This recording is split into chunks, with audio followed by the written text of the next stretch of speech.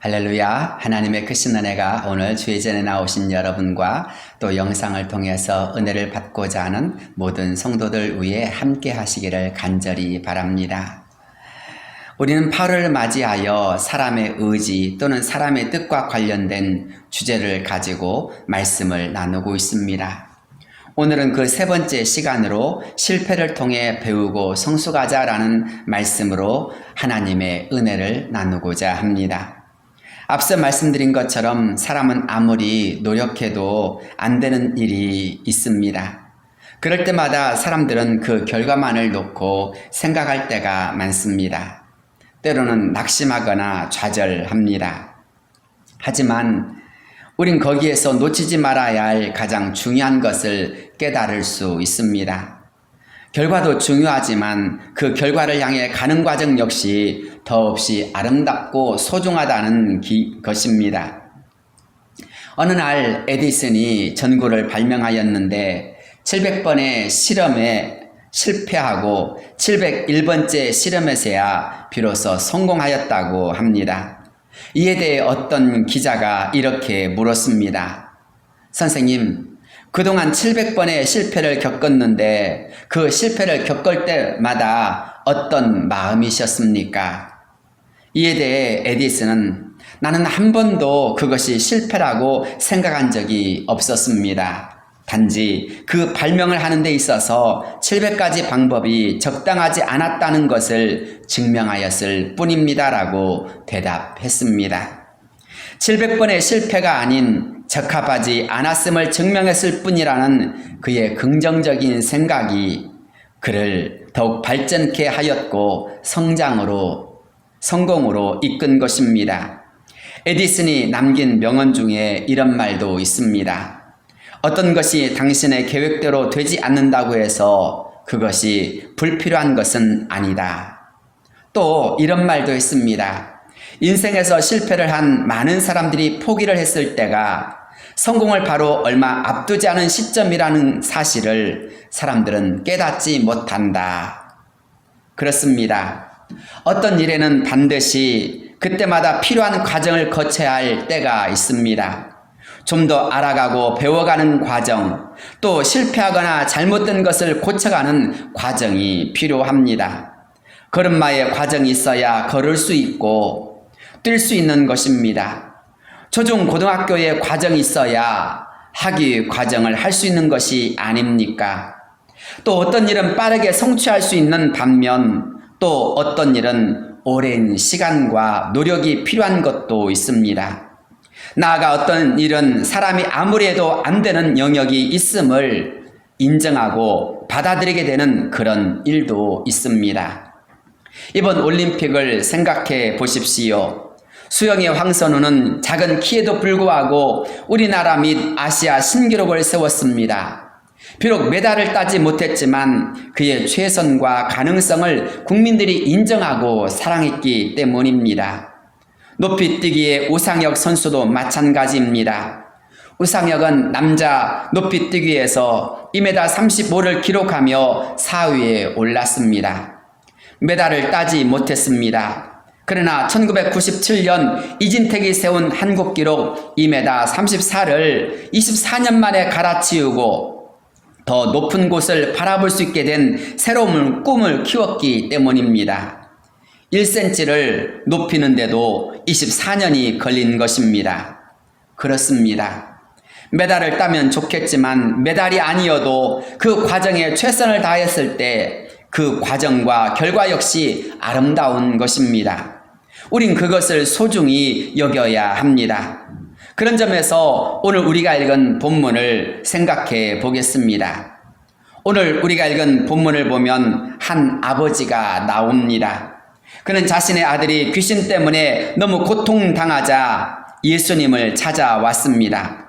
누가복음 9장 38절을 보면 외아들이라고 했고 마태복음 17장 15절을 보면 그 아들은 간질이라고도 했습니다.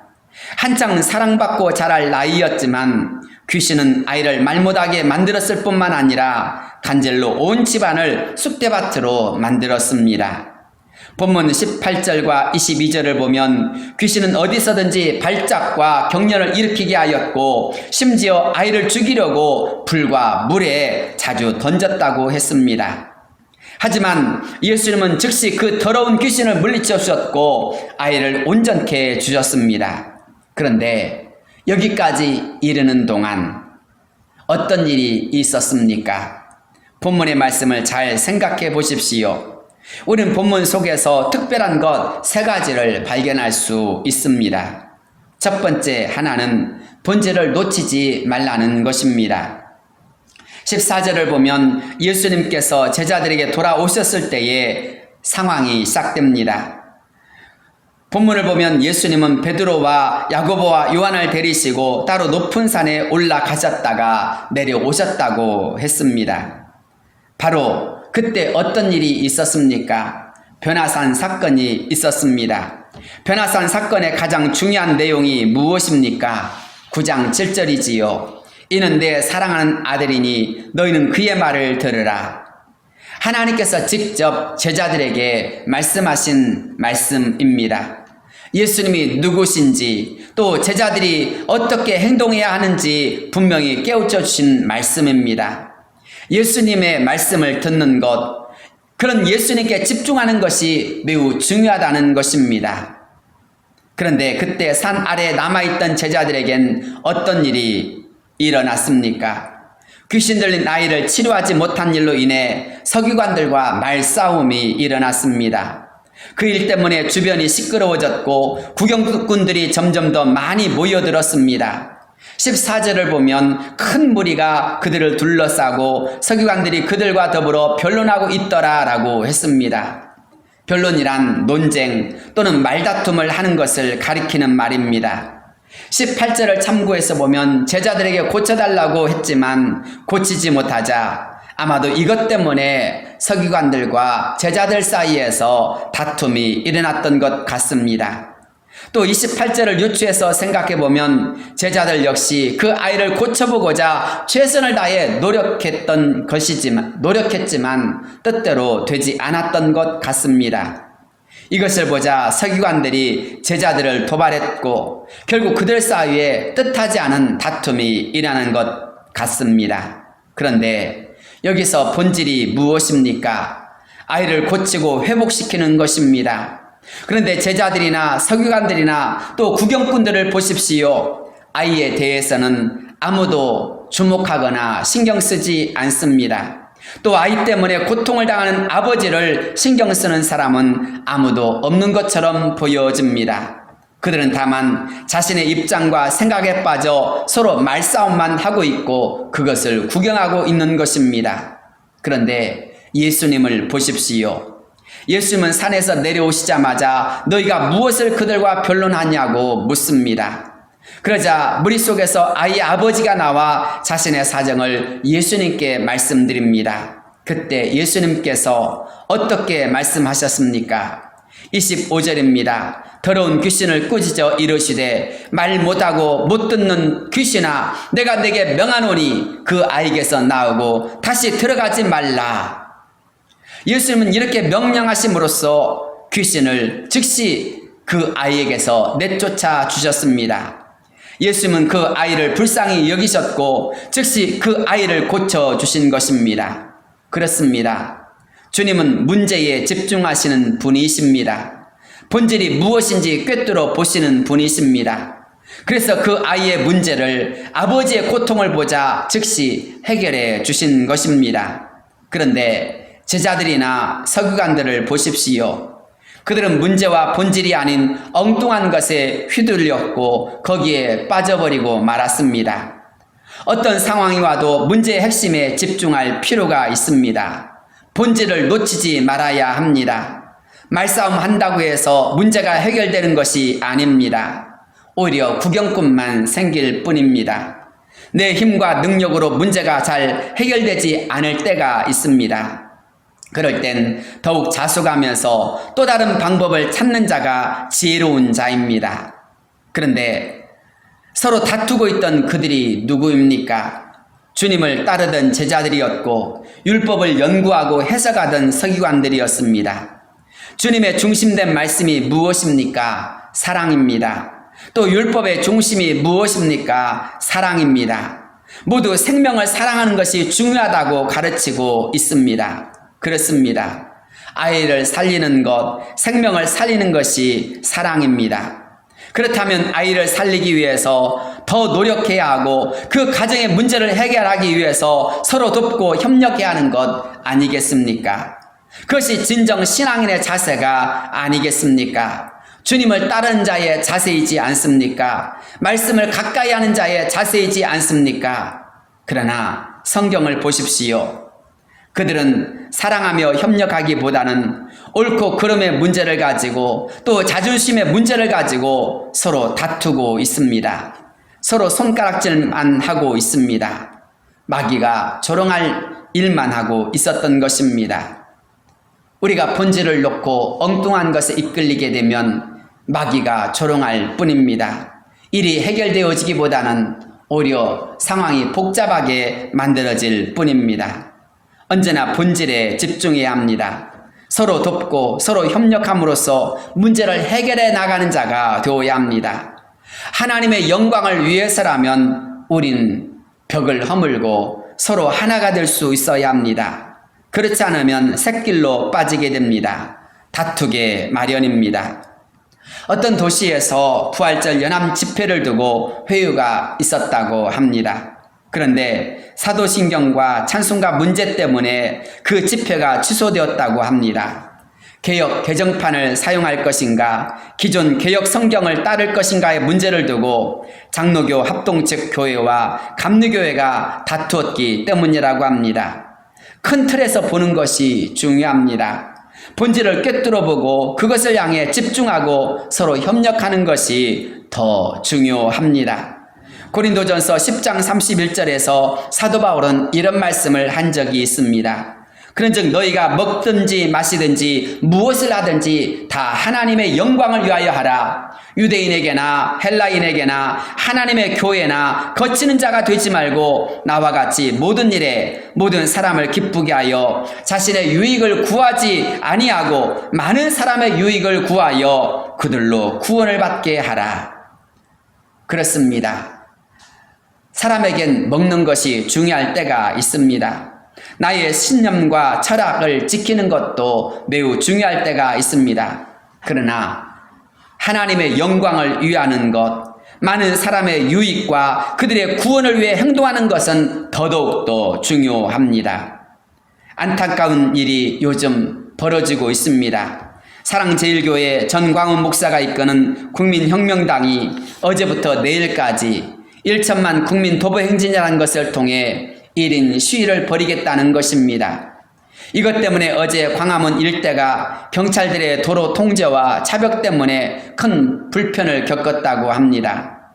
그렇지 않아도 코로나19의 대규모 확산으로 인해 국민의 피로도와 의료진들의 피로감이 매우 심한 때라고 합니다.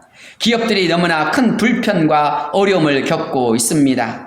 이런 때에 생각지 않은 엉뚱한 시와 주장이 하나님의 영광을 가리고 교회가 욕을 먹게 하는 일이 일어나고 있습니다.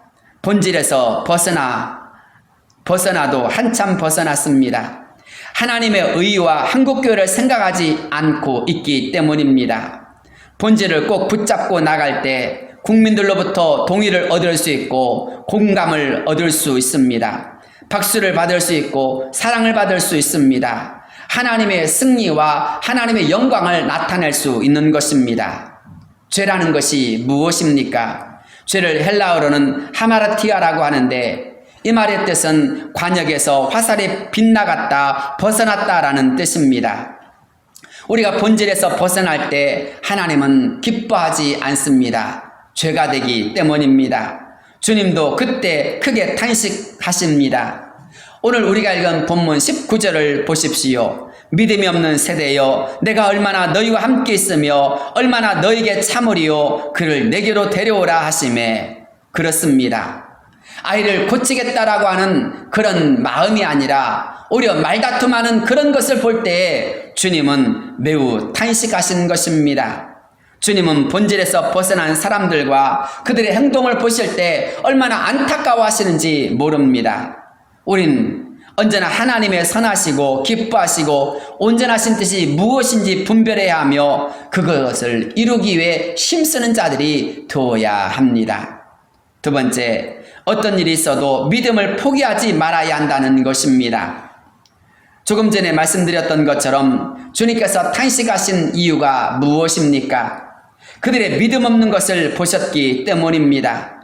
주님은 자신의 때가 얼마 남지 않음을 잘 알고 계셨습니다. 그래서 최선을 다해 십자가를 향해 전진하고 계셨습니다. 하나님의 뜻을 이루기 위해, 최후 승리를 이루기 위해, 또 세상 사람들의 구원을 이루기 위해 주님은 십자가를 향하여 나아가고 또 나아가셨습니다. 주님이 계실 때 더 큰 믿음을 가져야 하고, 주님이 계실 때 더 많이 배우고 성장하고 성숙할 수 있어야 하는데, 주님의 사람들은, 주님께 나온 사람들은 그렇지 않았다는 것입니다. 주님은 이것을 매우 안타까워하신 것입니다. 그렇습니다. 때가 지나버리면 하고 싶어도 안 되고 할 수 없는 때가 다가옵니다. 그러므로 기회가 있을 때 잘해야 합니다. 하지만 사람들을 보십시오. 아이에 대한 문제는 어디론가 사라져 버렸고 서로 엉뚱한 일에 빠져 있습니다. 다툼에 빠졌고 의심에 빠져 버렸습니다. 서로에 대한 무시와 미움과 증오와 불신만이 가득할 뿐입니다. 아이를 살리고 더러운 귀신을 물리칠 수 있는 가장 중요한 것이 무엇입니까? 바로 믿음입니다. 주님은 바로 그 믿음 없는 것을 보시고 안타까워하시며 탄식하신 것입니다. 그런데 우리는 본문의 말씀에서 다행스러운 아버지의 모습을 보게 됩니다. 그것은 그가 그 자리를 쉬이 떠나지 않았다는 것입니다. 그는 처음 제자들이 자신의 아들을 고쳐주지 못했을 때 분명 크게 실망하고 낙심했을 것입니다. 심지어 제자들이 서기관들과 다투고 구경꾼들이 모여들었을 때 그 안타까움이 이루 말할 수 없었을 것입니다. 그러나 그는 자신의 아들을 고쳐보겠다는 그 일념을 포기하지 않았습니다. 끝까지 그 자리에서 예수님이 오실 때까지 기다린 것입니다. 나아가 본문 17절로부터 18절을 보십시오. 그는 예수님을 보자마자 예수님께 달려와서 자초지종을 아릅니다. 그리고 22절, 무엇을 하실 수 있거든 우리를 불쌍히 여기사 도와주옵소서라고 메어 달립니다. 그런데 그때 예수님께서 그를 이렇게 책망하십니다. 23절이지요. 예수께서 이르시되 할 수 있거든이 무슨 말이냐? 믿는 자에게는 능히 하지 못할 일이 없느니라. 그러자 아이의 아버지는 자신의 부족함을 깨닫고 즉시 큰 소리로 대답하지 않습니까? 내가 믿나이다. 나의 믿음 없는 것을 도와주소서. 그렇습니다. 그는 아들을 고칠 수 있는 그 자리를 포기하지 않았습니다. 또 예수님과의 대화를 통해서 자신의 부족함이 무엇인가를 깨달았습니다. 자신이 놓치고 있는 것, 자신이 무엇을 해야 할 것인지를 즉시 깨달았던 것입니다. 그리고 내가 믿나이다. 나의 믿음 없는 것을 도와주옵소서라고 큰 소리로 외쳤습니다. 그러자 어떤 일이 벌어졌습니까? 주님께서 즉시 그 귀신을 내쫓아 주시고 아이를 깨끗하게 고쳐 주셨습니다. 뜻이 이루어진 것입니다. 소원이 응답된 것입니다. 그 자리를 포기하지 않았기 때문입니다. 자신의 뜻을 포기하지 않았기 때문인 것입니다. 자신의 부족함이 무엇인가를 깨닫고 즉시 돌이켰기 때문인 것입니다. 방향이 맞았다면, 처음에 그 뜻이 옳고 아름다운 것이었다면 어떤 일이 있어도 그 자리를 포기하지 말아야 합니다. 우리가 잘 아는 나만 장군의 이야기이지요. 나만 장군이 엘리사의 사환으로부터 말을 전해 듣자마자 그는 크게 분노하여 자신의 나라로 돌아가려고 했습니다. 그때 그의 종들이 나와서 그를 지혜롭게 설득합니다. 열왕기하 9장 13절입니다.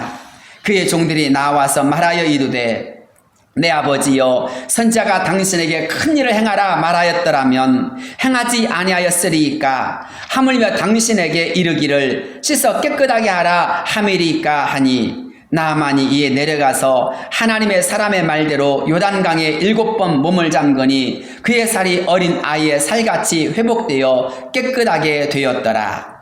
그렇습니다. 말씀에 순종했던 그 자리에서 회복과 치유의 기적이 일어난 것입니다. 나만이 분노하여 그 자리를 떠나버렸다면 그는 치료를 받을 수 없었을 뿐만 아니라 그 시대의 기적의 주인공이 될 수도 없었을 것입니다. 하지만 성경을 보십시오. 복된 자리를 발로 차버린 사람이 얼마나 많이 기록되었는지 모릅니다. 장작 권리를 팥죽 한 그릇에 팔아버렸던 에서가 그랬습니다. 바친 물건을 도둑질했다가 온 집안이 패가 망신했던 아간이 그랬습니다. 그는 하나님의 승리보다 시날산의 외투한 벌과 금덩이를 따라가다가 범죄하였고 심판을 받아 괴로움의 골짜기에 빠져버리고 만 것입니다. 발람 선지자나 사우랑, 가룟 유다, 아나니와 삽비라 등등이 다 똑같은 사람들이 아닙니까? 디모데후서 4장 10절을 보면 대만은 이 세상을 사랑하여 나를 버리고 데살로니가로 갔고 라는 말씀이 나옵니다. 대만은 사도 바울의 제자였고 복음의 동력자로서 그의 생생한 가르침과 사역을 함께했던 전도 유망한 청년이었습니다. 하지만 사도 바울이 감옥에 갇히게 되자 복음을 떠나 데살로니가로 돌아가 버렸습니다. 세상을 사랑하여 간 것입니다. 반면 하나님을 신뢰하며 끝까지 믿음의 자리를 지킨 사람들이 있습니다. 노아가 그랬습니다. 그는 오직 하나님의 말씀 하나만을 믿고 120년 동안 방주를 만들었습니다. 세상 사람들이 비웃고 조롱할지라도 그는 포기하지 않았습니다. 날마다 산에 올라가서 잣나무를 베어다가 다듬어 그는 방주를 짓고 또 지었습니다. 그 결과 방주문이 닫히던 날 홍수가 세상을 심판하던 때에 노아의 가족만 살아남지 않았습니까? 모리아산에서 아들을 제사로 드렸던 아브라함이나 골리앗을 향해 나아갔던 다윗이나 풀무불 앞에서도 하나님을 신뢰했던 사드락과 메삭과 아벳느고, 통나무에 갇히어 톱으로 켬을 당하는 순간에서조차 하나님의 심판을 전했던 이사야 선지자, 결박된 것 외에는 당신들도 다 나와 같이 되기를 원한다고 외쳤던 사도 바울이 그렇게 승리의 삶을 살았지 않았습니까? 돌에 맞아 죽어가면서도 하나님의 복음을 외쳤던 스데반 집사님이 바로 승리하는 사람이 되지 않았습니까? 그렇습니다. 끝까지 믿음의 자리, 말씀의 자리를 지킴으로써 지금도 하늘에서 해와 같이 빛난 사람들이 얼마나 많이 있는지 모릅니다. 여러분은 둘 중에 어떤 사람이 되기를 원하십니까?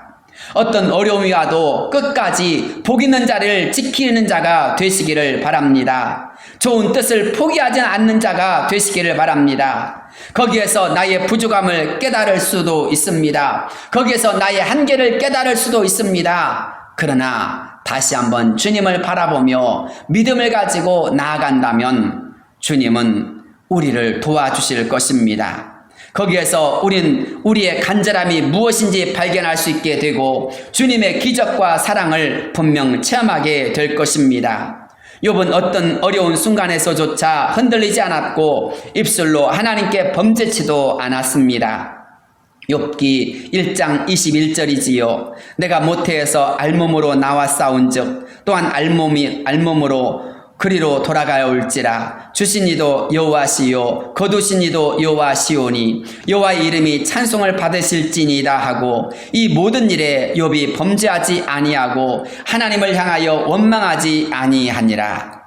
심지어 욥의 처절한 모습을 보고 아내가 욥을 향해 하나님을 욕하고 죽으라고 하자 그가 어떻게 대답합니까? 욥기 2장 10절입니다. 그가 이르되 그대의 말이 한 어리석은 여자의 말 같도다. 우리가 하나님께 복을 받았은즉 화도 받지 아니하겠느냐 하고 이 모든 일에 욥이 입술로 범죄하지 아니하니라. 그렇습니다. 끝까지 하나님을 신뢰하며 믿음의 자리를 지켜내어야 합니다. 우리의 믿음이 부족할 때 하나님을 바라보면 하나님은 우리를 긍휼히 여기시고 더 큰 은혜를 베풀어 주십니다. 아이의 아버지가 바로 그랬던 것입니다. 주님은 바로 그때 그 아이의 아버지를 보고 그에게 은혜를 베풀어 주지 않았습니까? 세 번째, 기도해야 한다는 것입니다. 아이의 아버지가 예수님께 나오는 자의 표상이라고 한다면 제자들은 사역하는 자들을 대표하는 사람이라고 할 수 있습니다. 하나님의 도우심을 받고자 한다면 반드시 믿음을 가지고 주님께 나아가야 합니다. 주님은 우리의 믿음을 보시기 때문입니다. 그러나 주님의 말씀에 따라 주님의 사역을 감당한 자가 갖춰야 할 것은 무엇입니까? 바로 기도하는 자세입니다. 본문의 말씀을 보십시오. 귀신 들린 아이가 깨끗하게 고침을 받고 돌아가자 제자들이 예수님께 나아가 조용히 물었습니다. 우리는 어찌하여 능히 그 귀신을 쫓아내지 못하였나이까? 그때 주님이 하신 말씀이 무엇입니까? 기도 외에 다른 것으로는 이런 종류가 나갈 수 없느니라. 그렇습니다. 한때 승리했다고 해서 언제나 승리할 수 있는 것은 아닙니다. 한때 귀신을 쫓아냈다고 해서 언제나 귀신을 쫓아낼 수 있는 것도 아닙니다. 귀신은 귀신같이 우리를 잘 압니다. 스게와의 7 아들 사건이 그것을 잘 보여주지 않습니까? 바울의 손수건만 갖다 대어도 병이 낫고 바울이 예수의 이름을 선포하자 귀신이 떠나갔습니다. 이것을 본 사람들이 바울을 따르며 바울이 전하는 예수님을 믿기 시작했습니다. 그러자 제사장 스게와의 7 아들이 이것을 흉내냈다가 큰 병고를 당하지 않았습니까? 바울도 내가 알고 예수도 내가 알거니와 너희는 누구냐? 그렇게 하면서 귀신 들린 사람이 그들에게 달려들어서 그들의 몸을 핥히는 순간 그들은 벌거벗은 몸으로 도망치지 않았습니까? 많은 사람들로부터 조롱당하는 자가 되지 않았습니까? 그렇습니다. 영적인 능력은 결코 흉내낼 수 있는 것이 아닙니다. 영적인 능력은 기도에 의해 부어지고 또 기도에 의해 충전됩니다. 예수님도 그래서 산에 올라가 기도하셨고 또 한적한 곳을 찾아 기도하셨습니다. 베드로와 요한은 기도의 시간을 정하여 놓고 기도했다고 했습니다. 기도가 사라지면 기적은 옛 추억으로 남습니다. 기적이 현재화되고 더 큰 능력이 되기 위해서는 기도의 분량과 기도가 더 많아져야 하고 깊어져야 하고 지속되어야 합니다. 본문이 우리에게 깨우쳐주는 세 번째 말씀이 바로 이것입니다. 사랑하는 성도 여러분, 지금도 여러분의 마음에 좋은 뜻이 있습니까? 뜻이 없는 것보다는 있는 것이 좋습니다. 그러나 그 좋은 뜻이 작심삼일로 끝나지 않고 더 큰 하나님의 영광과 기적이 되기 위해서는 끝까지 지켜내는 것이 필요합니다. 실패하거나 뜻대로 모든 일이 잘 안 될지라도 말입니다. 우린 그때마다 더 많이 배우고 성장하거나 성숙하게 될 것입니다. 간절해지게 될 것입니다. 나아가 그런 실패 후 과정일지라도 그 과정을 통해서 우린 우리의 부족함이 무엇인가를 확실하게 배우고 깨닫게 될 것입니다. 그러면 주님께 나아가서 나의 믿음 없는 것을 도와주옵소서라고 또 우리를 불쌍히 여기사 도와주옵소서라고 기도하면 됩니다. 그럴 때 주님은 우리를 도와주시고 사랑의 손을 내밀어 주실 것입니다. 27절 말씀을 보십시오. 예수께서 그 손을 잡아 일으키시니 이에 일어서니라. 귀신은 그 아이를 예수님 앞에서 넘어뜨리며 경련을 일으켰습니다. 그 순간 모든 사람들이 이 아이를 보고 죽었다라고 하였습니다. 귀신은 사람들에게 불안과 두려움을 일으킵니다. 죽음을 생각나게 합니다. 하지만 예수님은 어떤 분이십니까? 예수님은 그 아이의 손을 잡아 일으켜 주시고 고쳐 주시는 분이십니다. 귀신 아이를 고통스럽게 하고 아프게 하고 불행하고 만들었지만 주님은 아이와 아버지에게 건강을 주셨고 평안을 주셨고 기쁨을 주시는 분이셨습니다. 사랑하는 성도 여러분, 여러분은 이것을 믿으십니까? 예수님이 나의 구원자, 나의 온전한 소망이심을 믿습니까? 그렇다면 그 믿음을 끝까지 간직하시고 주님께 힘써 나아가시기를 바랍니다. 그 믿음을 끝까지 지켜내는 자가 되시길 바랍니다. 주님의 손이 여러분을 붙들어 주실 것입니다. 여러분을 일으켜 주실 것입니다. 고통하는 사람에게 참된 평안을 주시고 낙심하는 사람에게 즐거움을 주시며 불안과 두려움을 모두 물리쳐 주시고 하늘의 참 평안과 즐거움을 회복시켜 주실 것입니다. 이런 주님의 역사가 오늘 바로 주님 앞에 나온 여러분에게 가득하게 하여 주실 줄로 믿습니다. 어떤 일이 있어도 응답의 자리를 포기하지 마십시오. 말씀과 기적의 자리를 포기하지 마십시오. 여러분의 결단이 옳고 그 방향이 맞았다면, 또 하나님을 기쁘시게 하는 것이라면 어떤 어려움이 올지라도 믿음의 자리를, 기도의 자리를 지켜내는 자가 되시길 바랍니다. 비록 실패하고 뜻이 제대로 이루어지지 않을지라도 말입니다. 끝까지 견디며 주님을 기다린 자에겐 기적과 승리가 다가옵니다. 주님께서 도와주시고 인도해 주실 것입니다. 오늘 바로 저와 여러분이 그런 승리하는 사람들이 다 되어지시기를 주의 이름으로 축복합니다. 기도하겠습니다. 거룩하시고 은혜로우신 하나님 아버지, 우리는 우리의 뜻대로 모든 일이 잘 이루어지지 않을 때 쉽게 낙심하거나 그 자리를 팽개치고 떠나버릴 때가 많이 있습니다. 때로는 분노하거나 좌절하거나 낙심할 때도 있습니다. 주님, 우리가 가장 중요한 것을 놓치는 자가 되지 않게 하옵소서. 언제나 우리가 본질을 붙잡고 핵심을 꿰뚫는 자가 되게 하여 주옵소서. 그래서 하나님이 기뻐하신 것이 무엇인지를 향하여서 힘있게 달려가는 자가 되게 하여 주옵소서. 주님, 우리의 모든 생활 속에서 때때로 우리는 하나님 앞에서 믿음의 사람이 되어야 함에도 불구하고 그 믿음을 놓칠 때가 많이 있습니다. 주여, 언제나 하나님 앞에 나아갈 때마다 믿음을 가지고 나아가게 하시고 하나님을 바라보며 하나님을 의지하는 자가 되게 하여 주옵소서.